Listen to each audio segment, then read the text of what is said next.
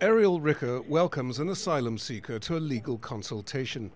The Hawaiian-born lawyer abandoned her practice a year ago to set up Advocates Abroad, a group that offers legal aid to those seeking international protection. Rika herself took on Lesbos, ground zero in this great experiment, out of concern for American human rights standards. America is a land of migrants, and there's an anger, I think, about how this election turned out. It showed us that we were not as secure in our decency, in our belief of human rights. And so now that it's clear that those things are under threat in our own country, I think we all feel a sense of, I must go find this human rights conviction in myself, and I must bring it to as many people who need it.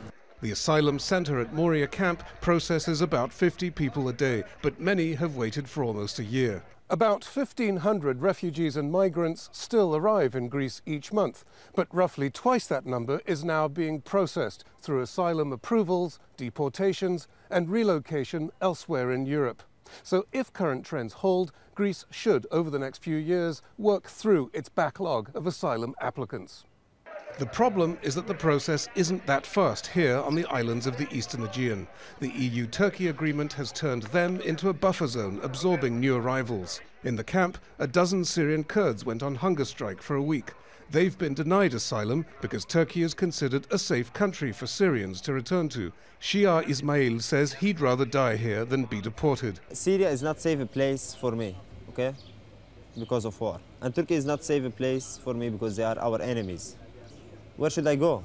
In fact, SHIYAR does have legal options. Syrians who lost their asylum bids have asked Greece's Supreme Court to reconsider the decisions. Its verdict could overturn the notion that Turkey is a safe country for asylum seekers.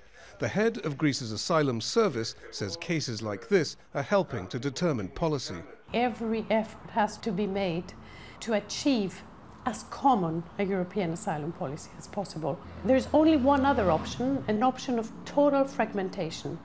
And as we know, asylum is not an item independent of everything else. Everything else depends on asylum. For example, freedom of movement, the Schengen rules, they're all very linked together.